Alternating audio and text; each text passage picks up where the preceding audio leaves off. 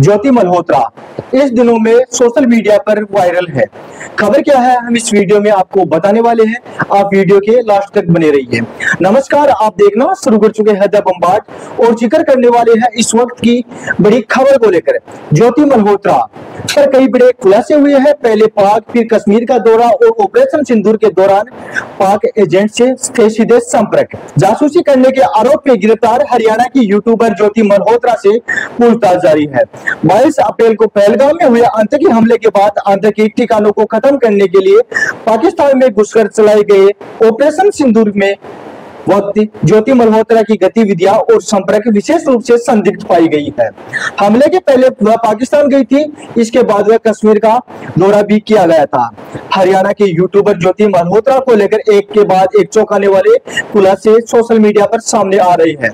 पाक खुफिया एजेंसियों से जुड़े बड़े जासूसी मामले में गिरफ्तार ज्योति मल्होत्रा पहले पाकिस्तान गई थी, फिर कश्मीर का दौरा किया और ऑपरेशन सिंदूर के दौरान सीधे पाकिस्तानी खुफिया अधिकारियों POIS से सीधे संपर्क में थी। हरियाणा पुलिस के अनुसार ये कोई साधारण यात्रा ब्लॉकर का मामला नहीं था, बल्कि एक राष्ट्रीय सुरक्षा से जुड़ा गंभीर षड्यंत्र था। ऑपरेशन सिंदूर के दौरान थी एक्टिव।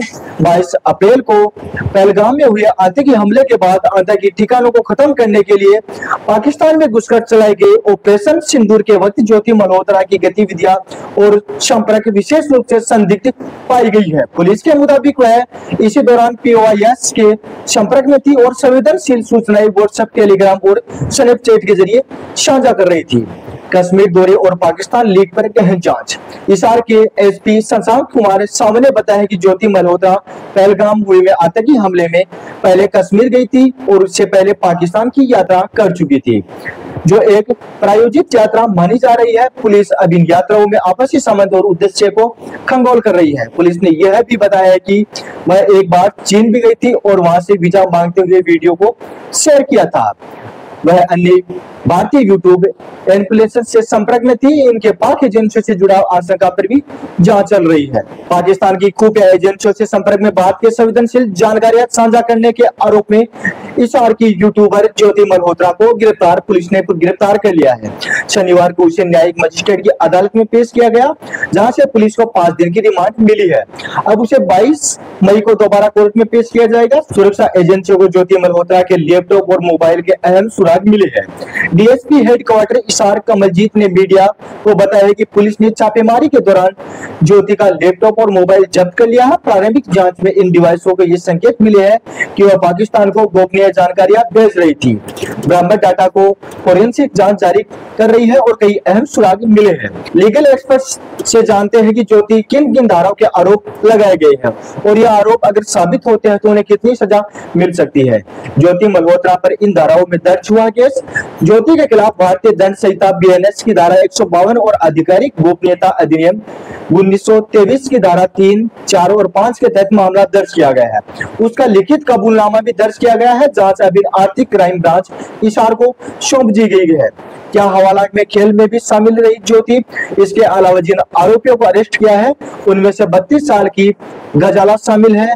दानिश के वित्तीय लेन देन में शामिल थी और वीजा प्रक्रिया में मदद कर रही थी। यामीन मोहम्मद दानिश को हवाला और अन्य माध्यमों से पैसे पहुंचाने में मदद करता था। वही हरियाणा के कैथल के देवेंद्र सिंह ढिल्लों भी अरेस्ट किया गया है। यह पाकिस्तान यात्रा के दौरान संपर्क में आया था। उसने पटियाली छावनी के वीडियो पाकिस्तानी एजेंट्स को भेजे थे। इसके अलावा हरियाणा के नूह के अरमान नाम के स्थानीय युवक से अरेस्ट किया गया है, जिसने भारतीय सिम कार्ड मुहैया करवाया था और 2025 के डिफेंस 100 की साइट का दौरा पाकिस्तानी एजेंट्स के निर्देश दिया गया है। आजीवन कारावास भी हो सकती है इसकी सजा। दिल्ली के एडवोकेट अनिल कुमार सिंह श्रीनेत्र के अनुसार ज्योति के खिलाफ भारतीय न्याय संहिता BNS की धारा 152 और गोपनीय अधिनियम 1923 की धारा 3, 4, 5 के तहत मामला दर्ज किया। इसमें 3 साल को लेकर उम्र कैद की सजा तक का प्रावधान भी किया गया है। क्या है BNS की धारा 152? जान लीजिए आप। अनिल सिंह के अनुसार जो कोई जानबूझकर मौखिक या लिखित शब्दों द्वारा या संकेत द्वारा, दृश्य, चित्रित या इलेक्ट्रॉनिक संचार द्वारा, वित्तीय साधनों का उपयोग द्वारा अलगाव या सशस्त्र विद्रोह या विध्वंसक गतिविधियों को उकसाया जाता है तो उसको अनेक गतिविधियों में ऐसे होते हैं तो उसको संपूर्णता, एकता और अखंडता के खतरे में डालेगा। तो ऐसे किसी कृत्य में लिप्त हो गया करेगा तो उसे आजीवन कारावास या 7 वर्ष तक के कारावास के दंडित किया जाएगा। साथ ही उसे जुर्माने से भी दंडित किया जाएगा। कौन है ज्योति मल्होत्रा और कैसे बनी दुश्मन की जासूस? ज्योति ट्रेवल विद जो के नाम से यूट्यूब अकाउंट बना रखा है। वह पाकिस्तान को एक्सप्लोर करना चाहती थी। इसके लिए वह वीजा लेने के लिए नई दिल्ली स्थित पाकिस्तान एम्बेसी में गई थी। वहां से वो मोहम्मद दानिश से मिली थी, नंबर एक्सचेंज किए, फिर बातें बहुत आगे तक बढ़ गई और दावा किया जा रहा है कि दानिश ने उसकी करीबी बढ़ती गई। 2023 में ज्योति को पाकिस्तान का 10 दिन का वीजा मिला, जहां से ज्योति पाकिस्तान खुफिया एजेंसियों के अधिकारियों से मिली। ज्योति ने पाकिस्तानी खुफिया एजेंसी के अधिकारी साकिर का नंबर जट रांधवा नाम से सेव किया ताकि किसी को शक ना हो। कैसे दुश्मन देश को भेजती थी खुफिया जानकारी? बात लौटने के बाद ज्योति पाकिस्तानी खुफिया एजेंसियों को व्हाट्सएप, स्नैपचैट, टेलीग्राम समेत दूसरे माध्यमों के जरिए खुफिया जानकारी भेजने लग गई। हालांकि उसने पाकिस्तान को क्या क्या जानकारियां दी इसके बारे में खुलासा नहीं हुआ। पुलिस ने ज्योति का मोबाइल, लैपटॉप, सारा सामान जब्त कर 5 दिन के रिमांड पर भेज दिया गया है। पाकिस्तान की खुफिया एजेंसी के एजेंट संपर्क में। ज्योति को सोशल मीडिया पर पाकिस्तान की सकारात्मक छवि दिखाने का काम सौंपा गया। पीआईओ के एक एजेंट के साथ बेहद क्लोज संबंध में आ गई थी और दोनों को हाल ही में इंडोनेशिया की एक बाली ट्रिप पर भी एक हफ्ता साथ रहे। पाकिस्तान के नेशनल डे पर भी पहुंची थी ज्योति मल्होत्रा। माना जा रहा है कि पाकिस्तान के लोगों से ज्योति मल्होत्रा के करीबी को आलम यह था कि उसे पाकिस्तान के नेशनल डे पर पाकिस्तान हाई कमीशन में बुलाया गया था। इसका एक वीडियो भी उसने अपने यूट्यूब चैनल पर पोस्ट किया गया था, जिसमें यह अपने पाकिस्तान हाई कमीशन के अधिकारियों और उनके परिवार के साथ लोगों से बेहद घुल मिलकर बातचीत करती हुई नजर आ रही थी। 2023 में दानिश से हुई थी मुलाकात। कौन है ये? 2023 में यात्रा के दौरान उसकी मुलाकात पाकिस्तान के हाई कमीशन के कर्मचारी एहसान उर रहीम उर्फ दानिश से हुई थी, जिसने उसके करीबी संबंध बन गए थे। इसी माध्यम से उसने पहुंच एएसआई एजेंट तक हुई थी। वह न केवल पाकिस्तान के पक्ष में सोशल मीडिया की सकारात्मक छवि पेश कर रही थी, बल्कि उसे संवेदनशील जानकारियां भी साझा कर रही थी। ज्योति को दानिश और उनके सहयोगी अली एहसन के जरिए पाकिस्तान खुफिया अधिकारियों की आयोग से मिलवाया था, जिन्होंने पाकिस्तान में उसे आने जाने की व्यवस्था करवाई गई थी। क्या है पहलगाम नरसंहार में इनके कनेक्शन?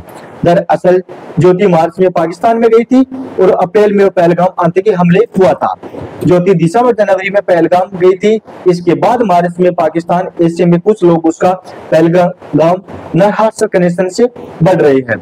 हालांकि अभी तक जांच एजेंसियों में कोई ऐसी बात नहीं बताई गई है। इसके बारे में अधिक जानकारी सामने आएगी। आप द बम्बार्ड पर इसकी जानकारी आपको मिलती रहेगी। बड़ा सवाल ये सामने आ रहा है, ज्योति को कौन दे रहा है खुफिया जानकारी? सोशल मीडिया पर लोग यही सवाल पूछ रहे हैं कि ज्योति को पाकिस्तान और चीन में ऐसे रॉयल ट्रीटमेंट मिला, मान लिया, लेकिन भारत की सुरक्षा की गोपनीय जानकारी कैसे हो सकती है? जब तक ये किसी भारतीय अधिकारी के संपर्क में न हो तो पहले उस सरकारी अधिकारी को ढूंढो। जो कुछ लोग कह रहे हैं कि ज्योति को खुफिया जानकारी कौन दे रहा है, इसकी भी खोज होनी चाहिए। धन्यवाद दोस्तों, ये थी इस वक्त की बड़ी खबर जिसे मैं आपके समक्ष लेकर उपस्थित हूँ।